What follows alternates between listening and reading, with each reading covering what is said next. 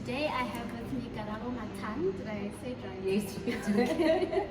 And Tshabuse is my married name. son. Yeah. Alright, Karabo Mathang Tshabuse. And she is Africa's first female FIFA Players Agent, male and guardian, top 200 young South Africans of 2013, BBC 100 Women Series 2015, 2016 Glamour Magazine Woman of the Year Award, and she's an associate designate at Bowmans, which in case you don't know is one of the top tier international law firms in the country. Welcome, Karabo. You make me sound so important. I like want to hide under a rock after that. Like you sound very accomplished. Welcome, thank you so much for giving us your time. Thanks, Trudy. This is amazing. Yeah. What you're doing. Thank you. Karabo and I, just to give a bit of background, we met at a Mama's Escape Club event, which was hosted by Tando and the Black Mermaid. Yes. Yeah. And I heard you tell your story then, and I remember being so inspired, and I've kind of followed your journey ever since. And I thought you'd be perfect for these series of interviews because you came into, and you'll tell your story, but you came into law later on in life, and that wasn't necessarily your aim, but that's where you landed up, and you're absolutely killing it. So I think you can be very inspirational. Thank you. Okay, so I think maybe if you can just take us into your background. What kind of kid were you? What kind of family do you come from? Yeah. Okay, well, I've always been a naughty child. Oh, is it? I think that has never escaped me. I think it comes from a place of being curious about life. So I was always the one who wanted to know why. Okay. Why can I not do this? Yeah. Why can I not go there? But born and raised in Soweto, two beautiful parents who come from different worlds. My father's a politician and my mother's a fashion designer. I'm learning things about her today. Oh wow, a politician. Yeah, Wow, so you have an academic and a creative in one household, so it's going to be a vibrant home. So opinions were welcomed, but there was also quite strict discipline. So I come from a home where I'm the first and there's a lot of expectation. Is it? Yeah.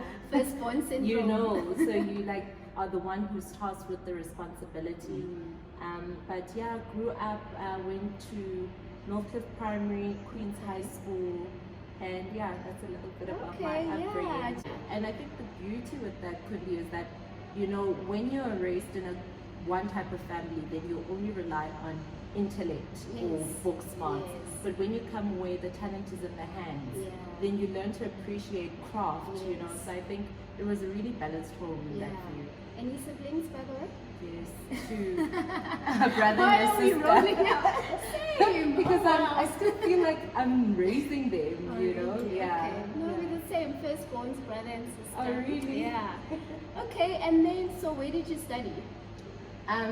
So I did my matric at Queen's High School, another infamously naughty school, where I picked up a lot of bad habits, like smoking, gave that up, thank God. Well so done. Just to show that the skin I have a that checkered smoking past. is gone. Thanks. And then I took a gap year. Okay. I didn't know what I wanted to be in life, and had stresses from a father who wanted me to go straight into tertiary. Took a gap year and told my father I could be like Steve Jobs. Steve Jobs dropped out of university to become a stressful child. I was actually, now that I think about it. But then got into the work world where I was a call center agent. Okay. And I was a personal assistant during my gap year. So you did something with it? I did, but that's what frustrated me because I did not see further career development in that field. And I then took up some money that I had saved over from that time and decided to go back to school, went to Wits. Okay. Yeah, but then I did a BA politics because of my father's influence and media studies.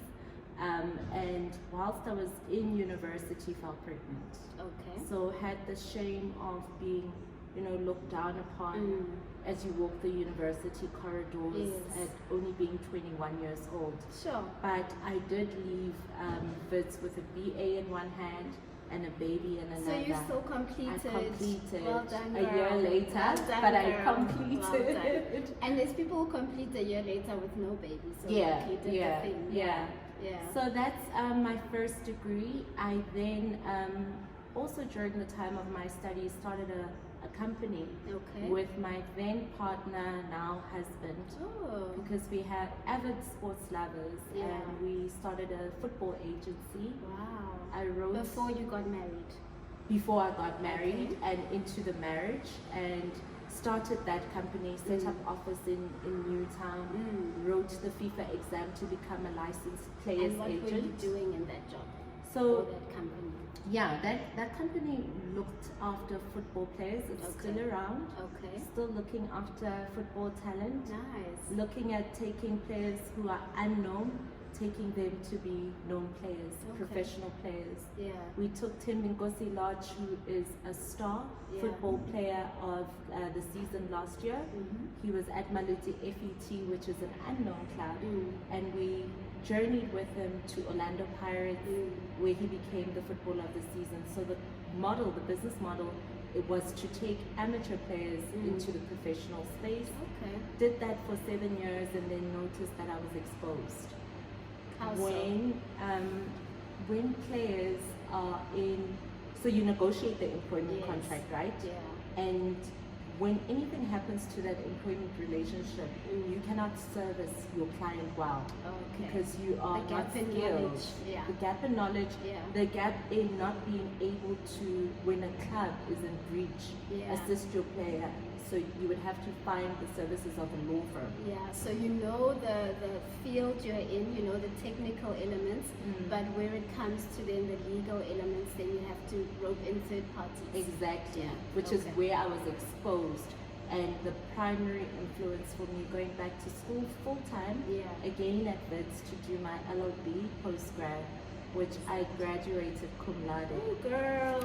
With kids and I feel like I should everything. have interviewed her in August, like in Women's Month, because you are that guy.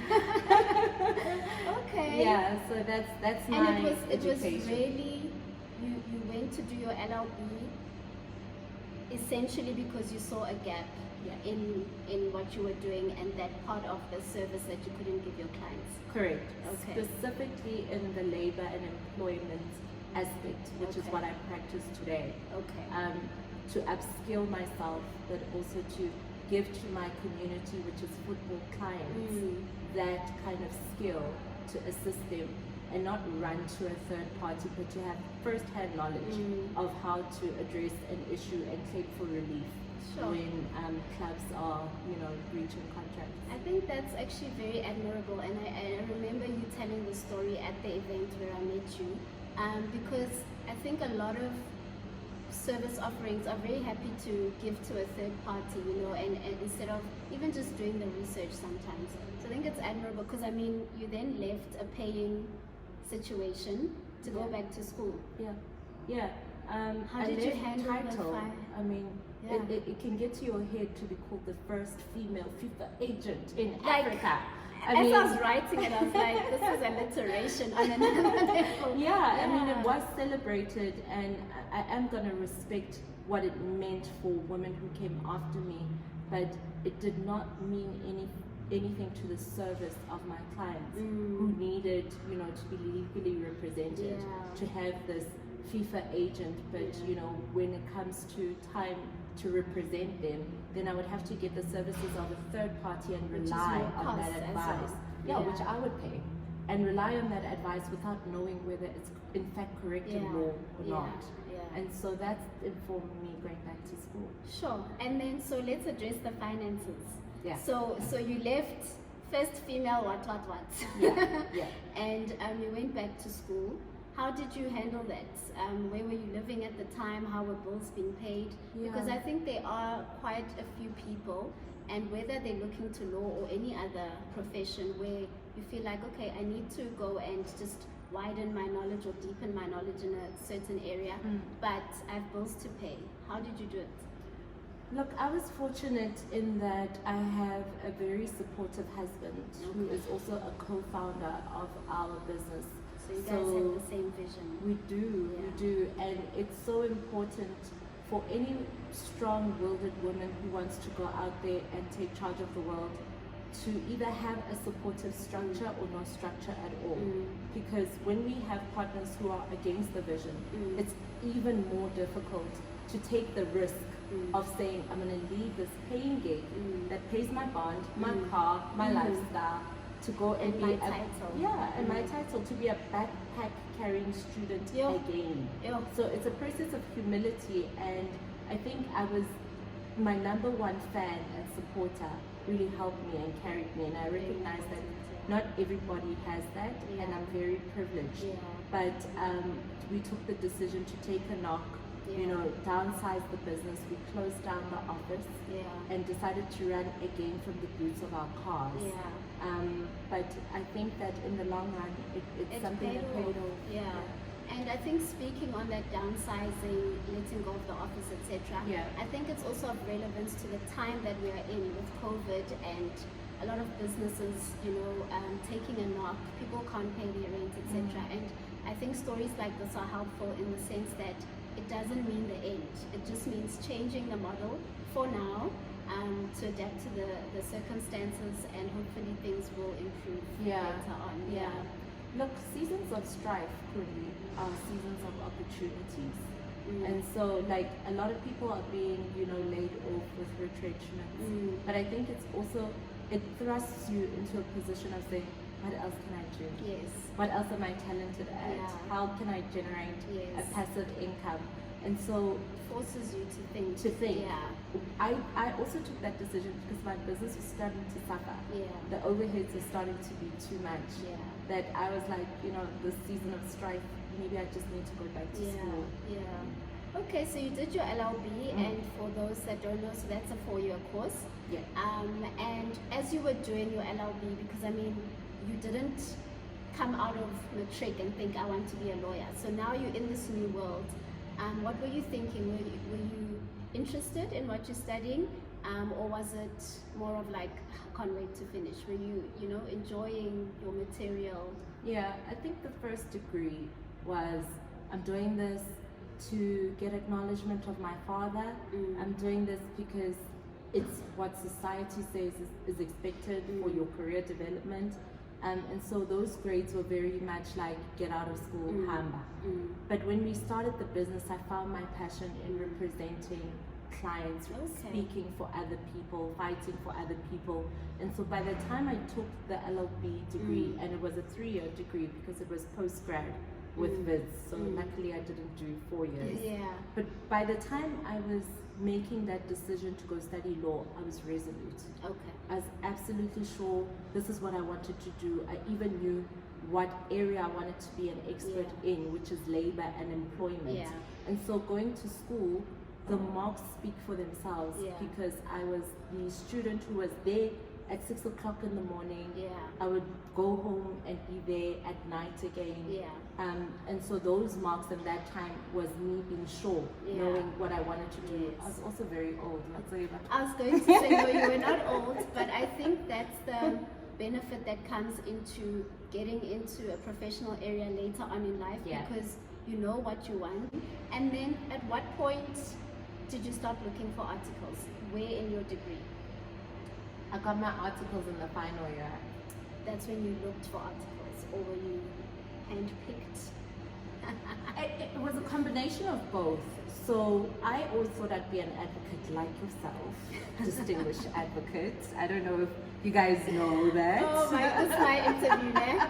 Not yours. So I wanted to be an advocate because I really love litigation. And only in my final year, with much cajoling from my mentor, did I really look at being an attorney first. And in the long run, I think it worked out well because it suits kind of the kind of work that I'm doing. And so in my final year, put my head up and was looking at law firms and really loved the law firm where I'm currently at, Bowmans. And it just so happened that there was a career day, and someone introduced me to the manager, and I was like, I've got good grades, went with confidence, girl. You Yes. must back Yeah. yourself. Yeah. Back myself, and like, I got good grades, and I want to apply. She's Okay. like, follow the process. I applied online with the relevant process, got invited to selection day. Okay. Went to selection day and was offered Ooh, girl, articles, child. just like that. Wow. Yeah, so You are one of the distinct few, because a lot of people battle to get articles. Yeah. But I think what people can take from you is that put your head down, focus when you're at varsity so that you can get the best marks possible, which Yeah. I think a lot of us learned that towards the final years, that like, oh, okay, the law firms are actually looking at your marks. So By the way. Okay, so yeah, I Yeah. think that's quite helpful. And then you started your articles at Bowman, yes. and generally in the corporate firms you rotate Yes. between different departments. You knew you want to be an employment and sports attorney. Yes. But where were you placed, and which rotations did you do? How did you find those? You know, Kuni, before we go there, I think there's something just so beautiful about being a little bit older, is that once you know what you want, you set the game plan even before you sit in the door. So I had made it clear during that interviewing process that I need to go to employment, the Okay. employment team. Yeah, and you have more confidence, I think, No, to you say do. that, You because at our age when we went into articles, it was like whatever Just you give can me a do, job. yes. Just So give you're me a very job. right, Yeah. yeah. And I don't think I was worried about getting articles more than I was eager for the experience of, I knew that I was confident that I would get articles. And so I knew that I came with a skill already from a working world. So I knew that I could advocate for myself to say, I'm going to add value. I've had experience contract, Yes. employment contract drafting, negotiating. Yeah, you're not wet behind the ears. No, I Yeah. was not wet. No. And I was very forceful, Yeah. but in a diplomatic, Yeah. see the vision way. Yeah. So I said, first rotation, I want to go to the employment team. Yeah. I was put up in a very good team that does the work that we kind of do, that Okay. does sports work. Oh, you. So yeah. I was very Amazing, fortunate, yeah. put my head down, worked really hard in that first rotation, then moved out to different rotations, but very deliberate Yeah. about what I wanted to do. Okay. I knew that And I wanted, vocal about it. again, Okay. so I wanted to be a public defender. Because Okay. And I totally see you in that, you know. I actually can't see you as anything but an attorney or Really? yeah, in the it's weird. You're that guy. Like I see you defending people Yeah. and Yeah. you know standing up for the rights of Yeah. those that cannot do so for themselves. Yeah, and you know, in a corporate firm, it's very easy to go with the wind. Yes. I mean, the firm is known for mergers and acquisitions, corporate work, and not many people are putting their hands up to go defend, you know, people who can't defend themselves. Yeah. And so I knew that that litigation skill would put me in good stead for Yes. where I'm trying to take my career. But yeah, then rotations ended, and luckily I was retained in the employment team. And that brings me to my next question. So, Miss Associate Designate, what is an Associate Designate for those that don't know? Yeah, an associate designate is an associate in weight. So I have completed my articles Okay. and am waiting to get admitted by the High Court, which is hopefully happening in November.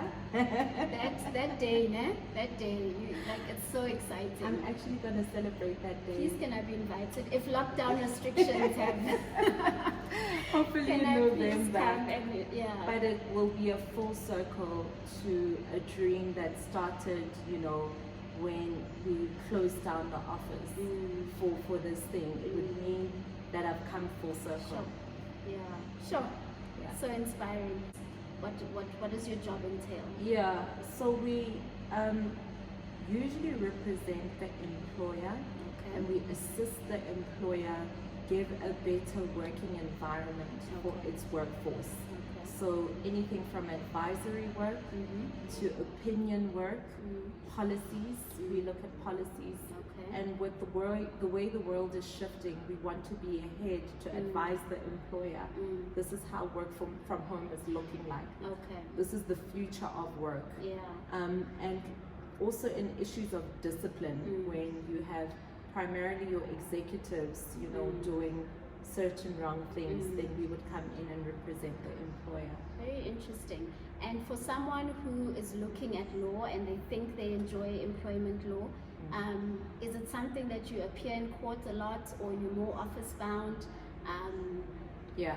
So I'm in dispute resolution, which is primarily appearance work, litigation, always in court, or the CCMA, or in a disciplinary hearing.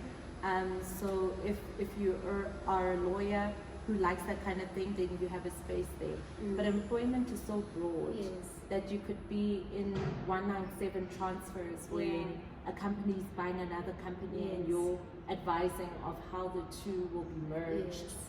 So if you're not necessarily a litigation person, but like the corporate element of employment, there is space for you. There is. It's quite broad. And apart from your LLB degree, is there any further expertise required for the type of work that you do? Have you done any further education? Would you like to? I'd like to. I think I'm an eternal student. So I'm the type of student that's always going to stop and go, I want to learn more. You can never know too much. You can never. And so the next step for me would be to do mediation and arbitration courses to one day become a commissioner or a arbitrator or a mediator, and possibly even judgeship, who knows. Oh, the bench awaits, girl, and I can see you on that bench, making your voice heard. Okay, and what do you love and hate about your job? Definitely don't like the long hours. It's been a humbling experience. Corporate firms and the long hours. Sorry to interject. I remember, I would be working till sometimes 10 o'clock at night and still come on the weekend. So I look at you guys and I'm like, sure. Yeah, and it's even harder when we're both moms, you know, and you still have the guilt, the mom guilt of homeworks missed, occasions missed. So I think I absolutely love my job, but I don't like what it sometimes means to deliver at the rate we need to deliver at, which is, you know, missed birthdays for friends, you know, and missed sporting occasions.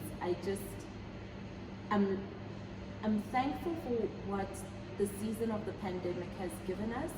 I'm not obviously thankful for the pandemic because it's just awful, but it's changed the future of work. 100%. Now I can work from anywhere at any time. I can look at my deliverables and give my children attention, which is something that was not seen before. And you cut out the traffic and all of that. I don't have to be at the office physically. And I've always had an issue with a bums on seat mentality. FaceTime. and I think, like you say, COVID has made us and employers realize that a bum on a seat doesn't equal productivity. Exactly. You know? So that's very interesting. And then someone who is looking, you know, to be at a Bowman Guildford. So I still know it as Bowman Guildford. It's not just Bowmans. Who's looking to be at a Bowman's, who's maybe looking into employment law, you know, young black female. What encouragement or tips or words of wisdom? It's a very broad question and go wild. Do you have for them, and also pitfalls and warnings to look out for? I think I always tell anyone who's trying to get into any industry is that it's not a straight line, and your journey is part of your calling. So I was pregnant in university, and anybody taking a snapshot of me there would say she has no future, you know. And then I was, you know, a businesswoman, you know, celebrated in magazines. And when I took the decision to close down the office, anyone who took a snapshot at me at that time Yeah, I had family members. She thought she was it. Yeah, Yeah. that word. I had a Yeah. family member saying, "Uwile." Yeah, not the girl she thinks she Yeah. is. Yeah. But trust the process. Yeah. That's the biggest advice I would give to someone. Wherever you are, trust the process that you are in. If you're looking to be a lawyer and you're a student, you need to be present in that process that you're in. You cannot want to overtake the process and see yourself at the finale of fourth year or third year, because there is fruit and there is process that is going to aid you where you are now. Nothing is ever in vain. So I believe like my first degree is not in vain. The fact that I was a businesswoman is not in vain. It all means something. It all builds something and it all produces something. So to the young black female aspiring who had a baby as a teenager, you know that that is not your be all and end all, and that you have to then be a present mother who still has ambitions and who can still trust in the process of development. You know, people may see me here at Bowmans, but if you take a snapshot of me, it's not the end. Yes, and But it's not even the whole of you. It's not. But I need to do the best of where I am at any given time. So I need to be the best associate designate. Then I get home and I try to be the best mother I can be in the time that I have. So my advice is be present, be in process. Like don't shortchange it, don't shortcut it, and do the best, because it's going to count for you somewhere.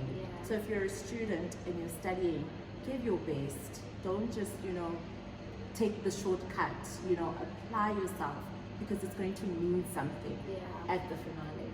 So yeah, that's my advice. I'm loving it. And I think also I got a aha moment when you were like, when you're in first year, be in first year and be present, because it will build to where you are. And I think a lot of us, like you say, we're rushing to finish. And some of the courses that you do in varsity, we crammed just to pass or to get that A or whatever.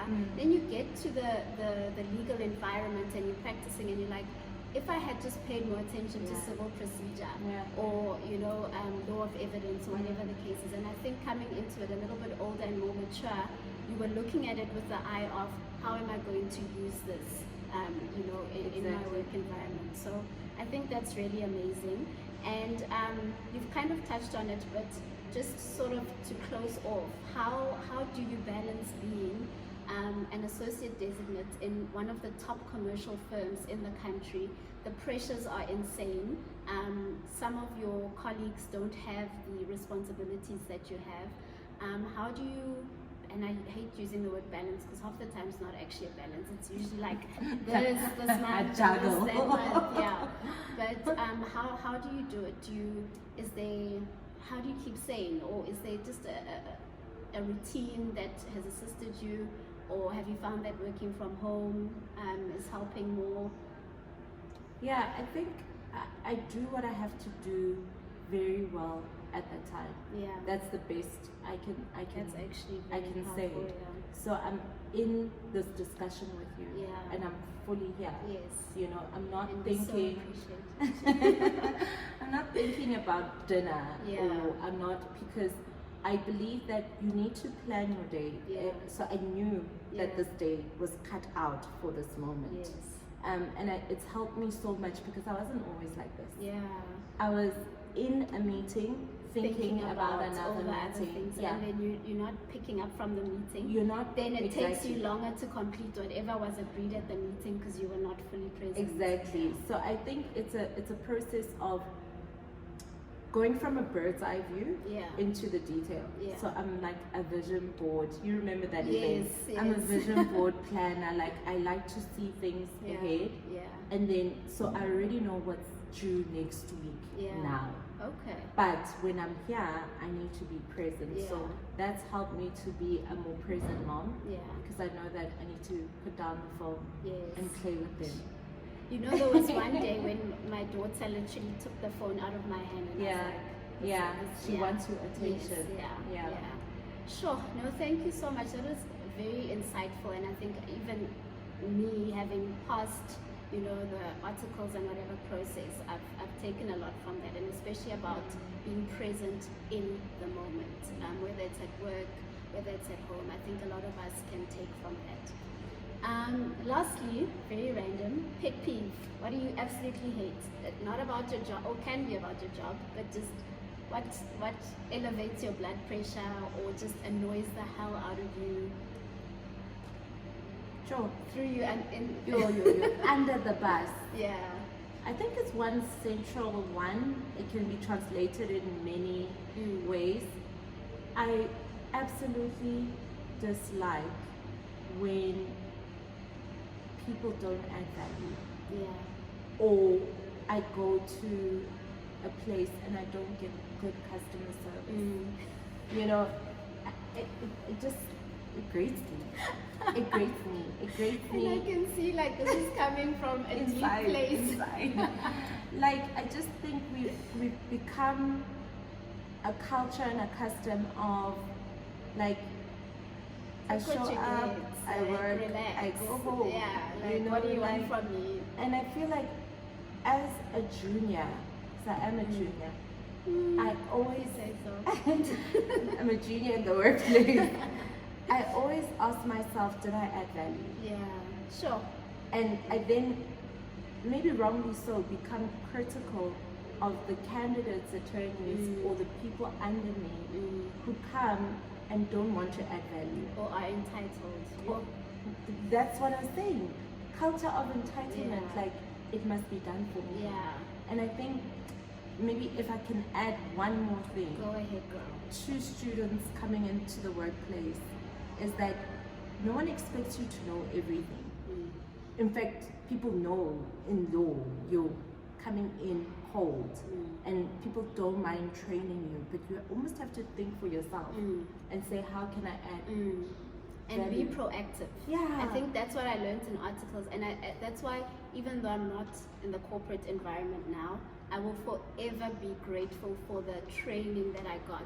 Yeah. Because I mean, I get to work and like people, like you say, people that are just like, oh, I didn't see the, like, what do you mean? Like, just, you know, and when you do articles in this type of environment, it's like, be proactive, otherwise you'll get left behind. Add value. If you're doing bundles, do them right. Ensure When that I receive paginated, bundles right? that are incorrectly, I'm like, who is your boss? You know, I mean, it doesn't take a lot of like skill, but it's just like at a big law firm, the premium price is high. Yeah. You know, so you need to give a Give Louis value. Vuitton Yes. service. Yeah. Oh, girl. If it's paginating and copying, do it well, you know. Guys, my takeaway from this interview, give a Louis Vuitton I love that. Give a Louis Vuitton service, wherever you are, whatever you're doing. Lastly, what do you absolutely love? Not your husband, not your children. What makes you smile? What do you...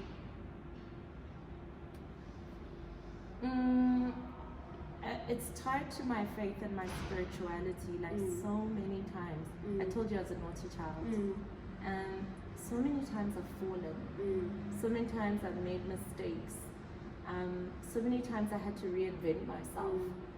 But I found that God had always made a way. So what I absolutely love is knowing that there's someone looking out for me. Oh, yeah. Like living with that firm belief that no matter how much I mess up, there's someone I can run to. You know, greater than my father, my husband. And I think that's just helped me through the season. But now that you've asked all the questions, Girl, I'm about to cut this video. one more. I wanted to ask you because I've also followed you very much. I hope this doesn't get cut. Just saying. Like I've always admired like your journey and like seeing you know, on the She's doing gram this to me. and just seeing how you are so many people. You know, you are consummate professional, you know, family advocate. Yes, she's an advocate. Like a very good chef, you know, a present mom, a like ride or die friend, you know, I mean, we're in similar circles of friends, and I think I wanted to know, like, what keeps you grounded? Okay, One. first of all, I cannot believe you're asking me questions. And Okay, let's two, go to the second one. Yeah. Why family? I always wanted to ask you this. I guess I get to ask you Yeah, on screen. yeah. Why family law? Okay. Is it connected to your background? So yes, you also get to know because of my questions. See how authoritative she is. No wonder she's at a Bowmans. So in terms of what has kept me grounded, I think same thing as you, it's my faith. You know, there's been some very tough times, there's been some very high highs, and I think if you're not grounded and you don't know who you are, personally for me in Christ, the highs can make your head not get through the door, you know what I mean? And then when you hit your lows, then you don't know who you are. So I think for me it is, and that I really am very thankful to my parents because I grew up watching it. So I know what it is to lean on God, you know, full force. And even where I'm kind of like, where's this God of yours? And my parents will sit me down and, you know, look at 1, 2, 3. And so I think that's what's assisted me. And then in terms of why family law, nothing to do with my background. Okay. Second year law, during my LLB, I was in law of family. Yeah. And that day I was like, this is what I want to do. And the reason for that, I think, and also being in practice, what solidified my love for family law is I found it to be very tangible and very like, I'm assisting a person, do you know what I mean? I'm dealing with, to me, tangible issues. I remember when I was dealing with corporate contracts and all of that, it's so boring to me. Yeah. Like, you're making a big up to you substantive guys. difference. Yeah. So I like dealing with real life, what is to me real life issues. And I think in the work that I'm doing now, tangibly assisting children, like the things that we see, you know, and to know that my well-considered reports and investigation and whatever can really put a child in a better situation is fulfilling. There's very like draining days, but for the most part I find it very fulfilling. Always wanted to ask you that. Really? Yeah. Well, now you did it in my interview. Yeah, and I think Did I it's answer beautiful. you? Yeah, I wanted to know what like drives you, what what values underpin you. Yeah. And I knew that family law meant like, oh, this is a Yeah, I love it. purpose-driven girl. I love it. But I wanted to ask you about that. Yeah. So thank you. Thank you, Karabo. Thanks, guys. I hope you enjoyed that, and I hope you got something from it, and that it was a little informative and insightful into what we do. Yeah.